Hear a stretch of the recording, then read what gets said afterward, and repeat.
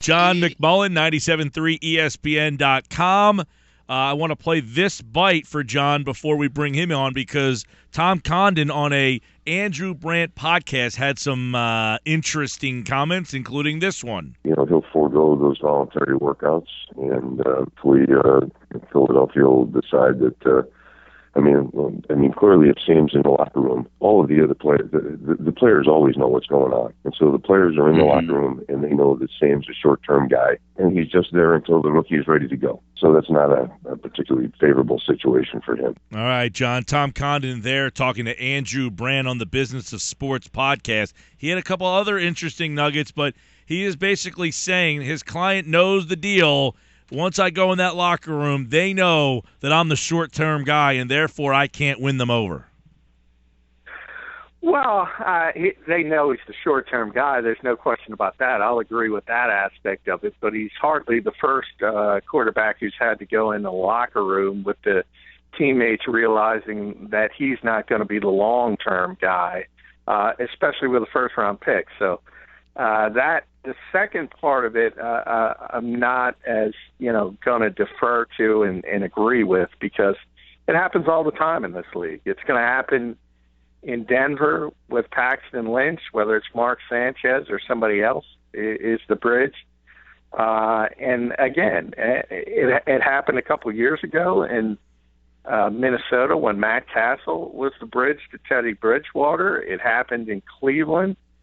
Even though Johnny Manziel wasn't the answer. So it happens all the time. Somebody compared I think it was Mike Sealski, John, that compared this situation to the year that the Browns drafted Brady Quinn, and they had Derek Anderson, who was basically a journeyman, and he threw for almost 4,000 yards, and he had 35 touchdowns that year, and that basically he played so well that they couldn't give the job to Quinn. Now, his one problem with the comparison was Quinn was drafted in the low 20s as opposed to number 2. They didn't have as much invested in him, but something short of having a unpredictable type of year is basically what we're looking at here, right? I mean, do you look at that comparison and say, that's kind of what Philadelphia sees here as well, a guy who – Yeah, everybody has the opportunity to play lights out, and the best example is Nick Foles during the 27-2 year because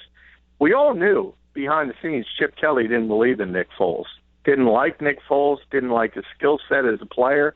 But how do you bench a guy who throws 27 touchdowns against 2 interceptions?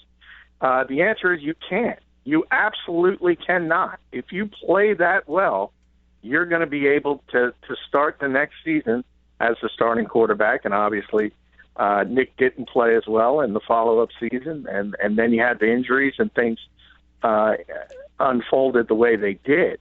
But that, to me, is the better example because if Sam Bradford comes back, takes over this team and has that type of season where he's got 35 touchdowns and 4 interceptions, they're not benching him, at least for 2017.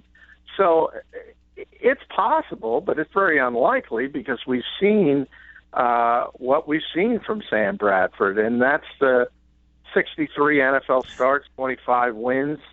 It's probably not going to happen, and we all realize that, and Tom Condon realizes it probably best of all. But there's no doubt the players in that locker room know that Sam Bradford is not going to be the quarterback of this team for the long term.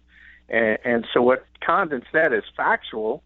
You can't argue with that. But again, he's hardly the first guy that's had to go through that. Here's something else he said, which a lot of people seem to argue with here back and forth. Take a listen. And I know people say, well, why doesn't he just compete and win the job? And, there is no competition.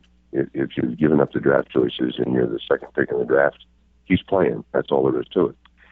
Certainly Sam would like to no different than the other quarterbacks. Ideally, he would get to go someplace and establish himself and be there for some lengthy period of time, and that certainly isn't going to be in Philadelphia. So essentially, he is saying it doesn't matter what my client does. There is no competition here because of the investment they made, the 5 picks, and not to mention they traded 2 people to get that far up as well, just to get to 8.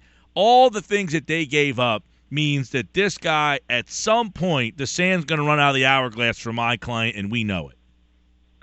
Yeah, he's right. There's no question about that. And it was really DeMarco Murray, too. So it was 5 picks and 3 players to get up to that point. And, yeah, Carson Wentz is going to be the quarterback of this team. And with the one caveat, as I said, if he plays so lights out, he could probably earn another year, and that's about it.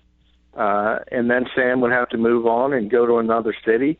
But, again, from his perspective, the bigger thing for me is if you want to be a starting quarterback in this league, whether it's in Philadelphia or another city, you're going to have to go out and play well and prove it so that another organization says, hey, maybe this guy could be at least a 3 or 4 year option for us since we can't fix that position through the draft or what have you.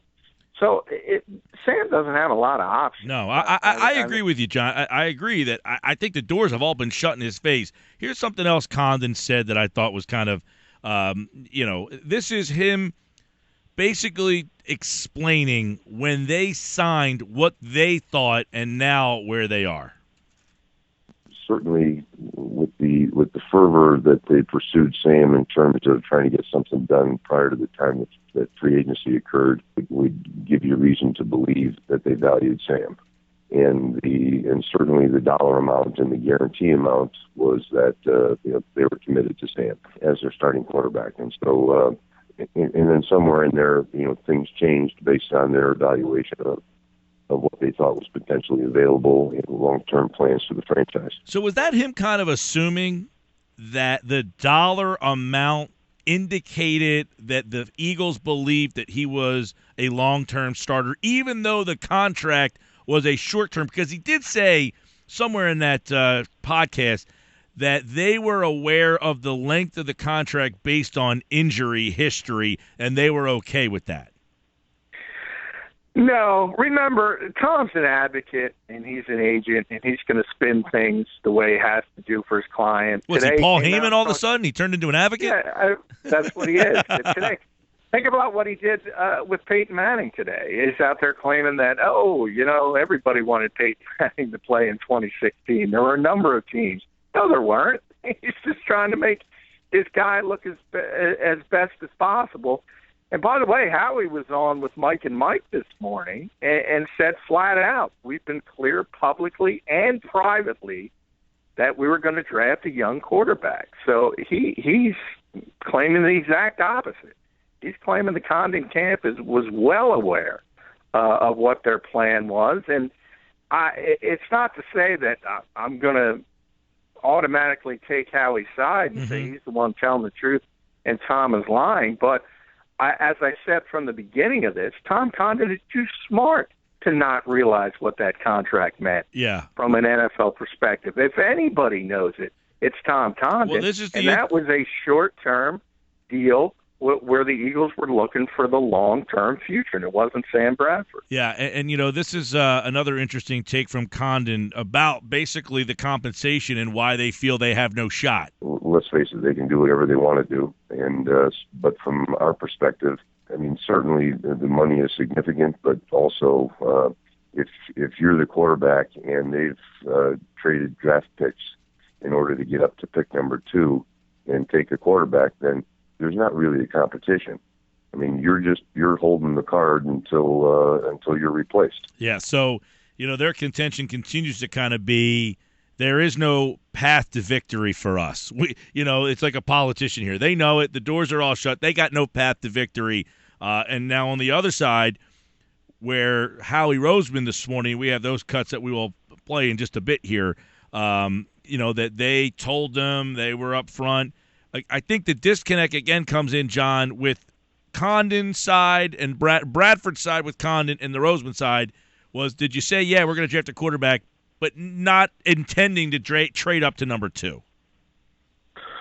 Well, that's a slight difference, and I'll agree with that part because, as you mentioned, with Brady Quinn or somebody down in the 20s, it's a little less of pressure to make a move if a guy's playing well. But still, as I said, if you take a quarterback in the first round of the NFL draft, whether it's number 1 overall like Jared Goff, or number 32 overall, like Teddy Bridgewater.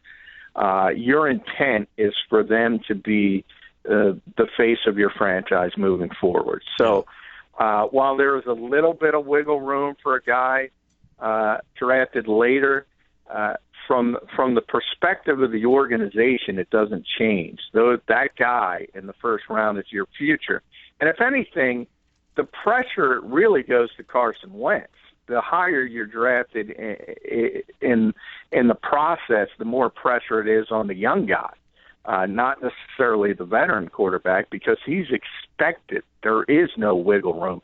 He's not only expected to be the starter, he's expected to be a star. So, Tom knows this better than anybody, because nobody has had more high-profile quarterback lines, starting with Peyton Manning. I mean, there's a number one overall pick who's a Hall of Fame quarterback 5 years from now, and he understands how this business goes better than anyone else. And he's right. He's completely right. Sam does not have a chance long-term in this organization. But that's not necessarily the worst thing in the world, and he's hardly the first guy that needs to navigate through those waters. And you can certainly walk into a locker room and gain the respect of a team in a specific year, because they know for 2016, Sam Bradford's their guy, not Carson Wentz, and they'll follow him if he plays well. John, how do you think Howie did overall in this draft? Because I know you have a piece up that maybe you're not a big fan. If you could illuminate or elaborate on that a little bit. Well, I think it all depends on Carson, obviously. If he turns into an all-pro level quarterback, I mean, the draft is an incredible success. But you have to look at some of the choices later, and it seemed to be reaching a bit. And they didn't have a lot of ammunition, Pete. So because they traded so much to get Carson Wentz, obviously there's no second-round pick. They traded away a third-round pick, so there's not a lot of priority picks. But when he did finally get to choose, it seemed like maybe the preparation wasn't there. And Mike and I kind of talked about that yesterday as far as having a short-handed staff because of the way things unfolded with Chip Kelly after the season. So it was a difficult process to traverse for the Eagles, and it'll all depend on Carson Wentz. If he hits, this draft is a tremendous success, and if he doesn't, it's going to be labeled a failure, and it'll probably be the legacy of Howie Roseman and Doug Peterson, because they'll forever be tied to that choice. And if he doesn't succeed, it's probably going to cost them their jobs. John McMullen has more at 973ESPN.com, at JF McMullen on Twitter. Sam Bradford, a 2-year deal worth $35 million. What will his future be? That saga will continue. His agent did say today they have no intention to showing up to voluntary workouts. All right, John, this saga we know will continue much more, right? This isn't going to end anytime soon, right? No, it's not, and we'll see. The rookie minicamp is May 13th to May 15th. He doesn't have to show up. The mandatory stuff starts again on May 17th, and then you have the mandatory minicamp on June 7th. But your prediction, will he be there on June 7th? Yeah, he will be there if he's not traded. I think the Eagles might start to sour when he doesn't show up on May 17th, because, as I said, to be a starting quarterback in this league, you got to show up to more than the mandatory stuff, because that position is about leadership, and he can't be an absentee leader. All right, John, we'll talk tomorrow, pal. Take care. Hey, thank you, guys.